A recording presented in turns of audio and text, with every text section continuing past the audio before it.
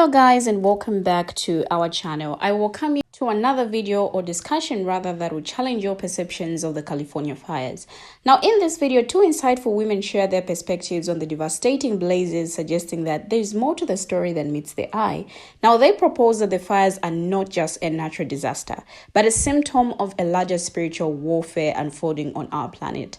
Now of late we've been hearing this from different people, but as one of the ladies so eloquently puts it, the media outlets that spread agendas to keep us distracted and divided are not trustworthy. We're being played, and it's time to dig deeper, to seek truth beyond the surface level. Now, the other lady adds that the evil forces driving these disasters are being wiped out, but this reality is not being shown to the population who remain plugged into the status quo.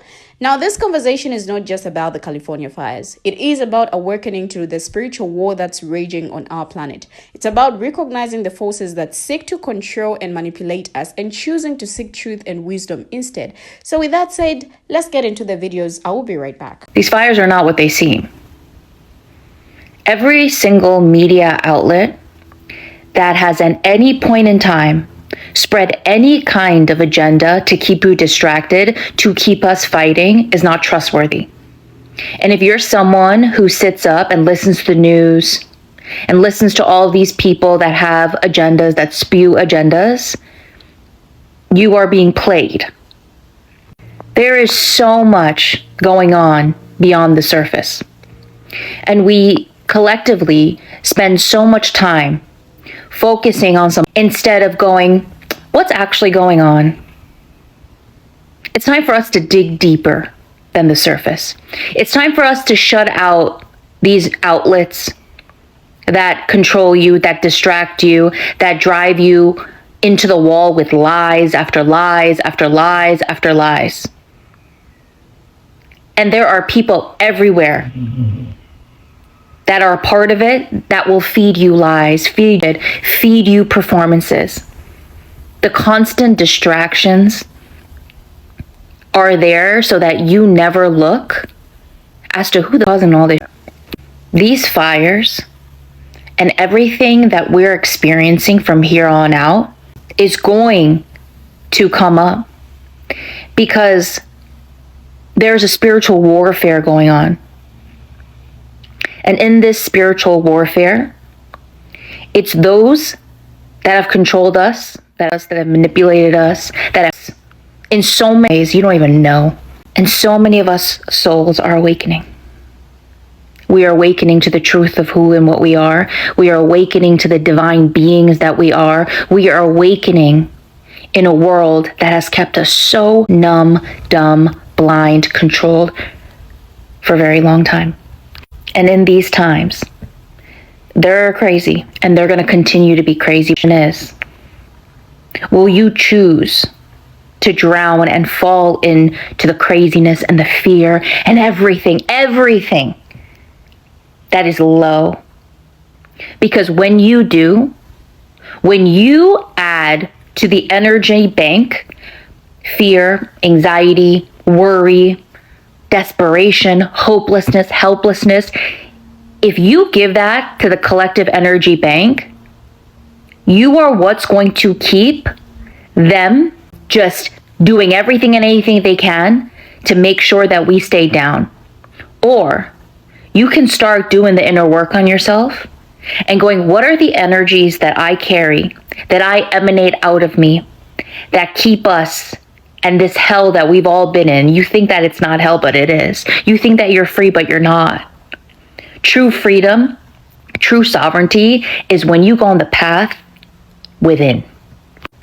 You're being asked to seriously do the work on yourself because your energy is currency. And the more they pull, that causes devastation, that's catastrophic, that's chaotic, that's hysteria, that will bring up everything that they feed off of. If you continue to not listen to your soul and do the work, you will keep allowing the hell that we've all been born and raised in to keep on going. Earth is splitting into two. And you can deny that or you can feel that. And those of you who refuse to do the work on yourselves, you refuse to evolve, you refuse to elevate, you refuse to rise, you will not go to where many of us are going, because it's a becoming. You must become what New Earth will be. And New Earth, there is no fear or control or brainwashing or manipulation or helplessness or hopelessness or anxiety. There is none of that. Because the beings that become New Earth, that vibrational frequency, we will have alchemized all of that. And in these times, these times that will be studied in the future, in these times, you are being called to rise. And if you are not rising, then stay where you are. But the rest of us, it's time for us to do the inner work. It's time for us to go into the depths of what we've been suppressing for so long, what we don't want to feel. Because we've been raised in a society that teaches you emotional fragility, that has you addicted to all kinds of, that has you look to coping mechanisms to cope, instead of going into the depths of the darkness, instead of going into the depths of what you don't want to feel, connected to the internal divine power that you are. Do you know who you are? You're being asked to go on the journey of connecting back to that. Because what you are can transform everything. They don't want you to become powerful. They don't want you to connect back to the truth of who you are. They want you so low so they keep surviving. Because everything is energy. Everything is energy. So the question is, will you sit here and will you literally drown in all that? Or will you choose to follow your soul and start to go in and do the inner work and connect back in? Because that is the path of emotional freedom. They don't want you going back in. So they will do everything to make your external so terrible so that you stay a victim to that. But they need you to stay powerful. Why do you think that everything is going to be thrown at us in this lifetime? They will do everything to hang on, but it's happening too fast. There's too many of us. They're awakening, they're connecting back within, they're doing the work. We are here to literally be the disruptors, the warriors, to create a world that is unlike anything we've ever known. We are here to come back to oneness. Oneness is the only thing that is true.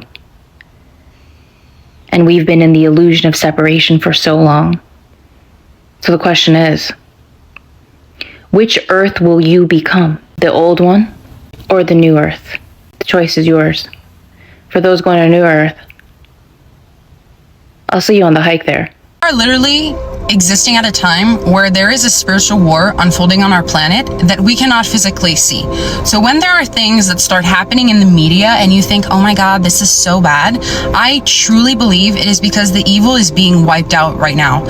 And they can't be showing this to the population because I don't know if you noticed, but most people are still plugged in. Most people are still tapped into the hypnosis of this is the way life is and you're not divine and go to work and save up for a pension.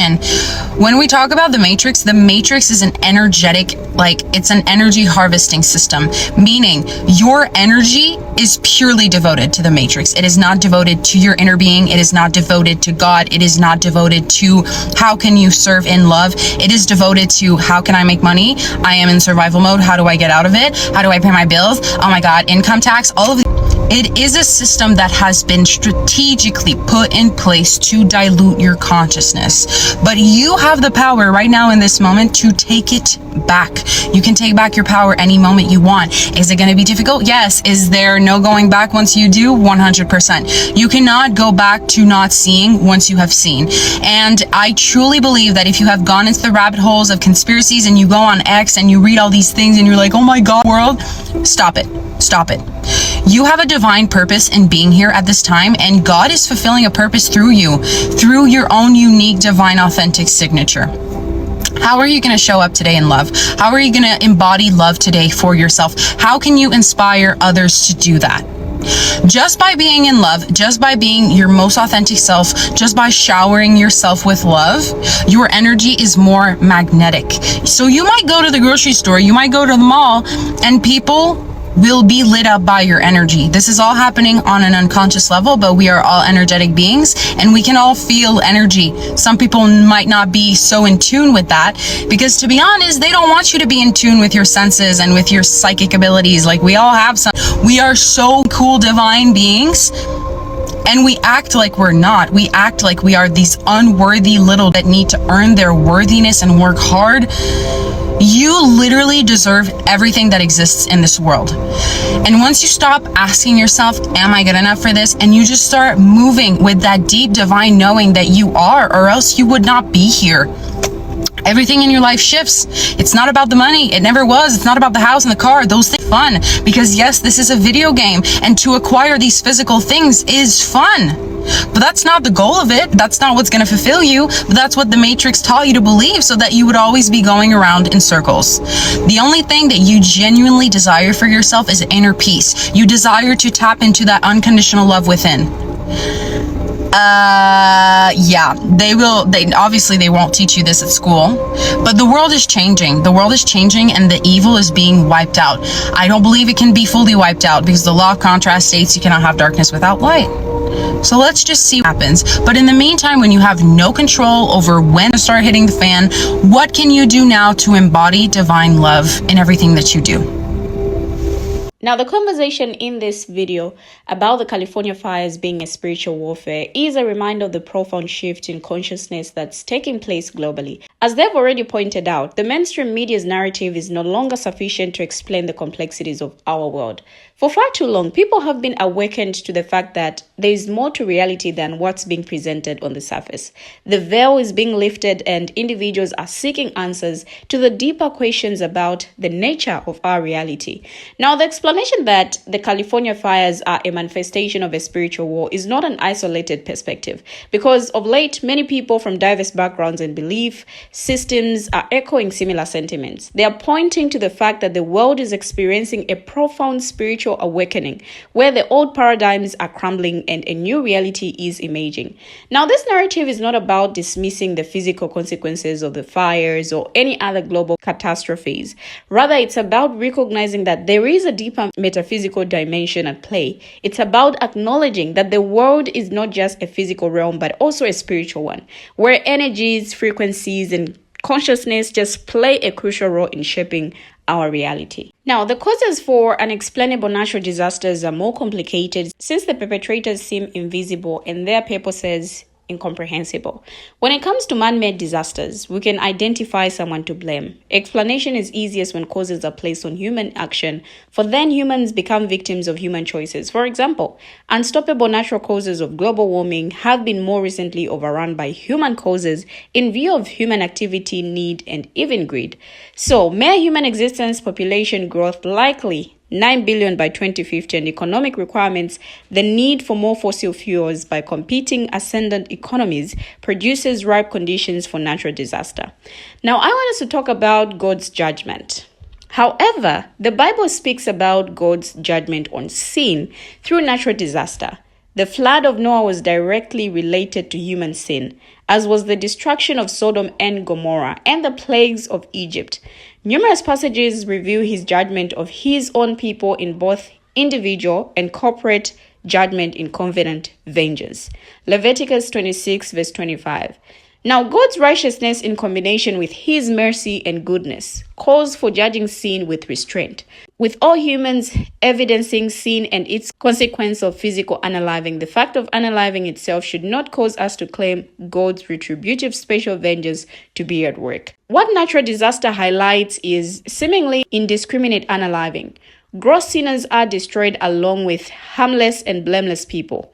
Is God judging us? Was the first question people posed as people traveled along tsunami-ravaged areas. Further, if according to Muslim clerical pontification, God has joined the jihad and sent a hurricane to judge sin, city America, what then was he doing to Muslim-dominated Pakistan, Afghanistan, and Hindu-dominated India across the border? Too much watching of cable TV, Smart said a cleric. Now, some of the responses that people give to these questions are, if God was judging us for sin, why are we alive? Yes, human sin is the cause of some disaster, but we face a problem of one-to-one equivalence. Why are any sinners alive at all? It is the living who are left with sorrow, face its woeful aftermath, need relief and aid, and yearn for illumination. Now, I just want to go back to the insightful words these two ladies, which serve as a powerful wake-up call, urging us to awaken from the hypnotic trance induced by the mainstream media. For far too long, we've been fed a narrative that perpetuates the status quo, convincing us that this is just how life is. But the truth is, there's so much more to reality than what's being presented on the surface. As we witness the escalating chaos and destruction unfolding around us, it's becoming increasingly clear that there's a spiritual dimension at play. The synchronities, the patterns, and the sheer intensity of these events all point to a larger metaphysical reality that's driving these physical manifestations. Now, we're not just talking about natural disasters, economic upheavals, or political turmoil. We're talking about a full-blown spiritual warfare that's raging on multiple fronts. The veil is being lifted and the veil is thinning, allowing us to glimpse the unseen forces that shape our world. And it is time for us to shake off the slumber, to question the narrative, and to seek the truth. We must recognize that we're not just passive observers in the reality. We are co-creators, imbued with power to shape our own destiny. Now, while climate change and other environmental factors may contribute to the devastating fires in California, it's clear that there's more to the story. The frequency and intensity of natural disasters, economic upheavals, and social unrest suggest that something deeper is at play. It's as if the fabric of our reality is unraveling, revealing the underlying threads that connect these seemingly disparate events. The synchronicities, the patterns, and the sheer magnitude of these occurrences all point to a larger, more complex narrative. Now, by acknowledging that there is more to the story, we can begin to explore the deeper connections and meanings behind these events. This doesn't mean dismissing the physical causes of the fires or other disasters, but rather it means recognizing that there may be spiritual, metaphysical, or even cosmic forces at work. We have finally come to the end of the video, but what do our viewers have to say? Share your thoughts, your views, your contributions as well in the comment section. Thank you for always watching, and see you in our next video as we bring you another interesting video.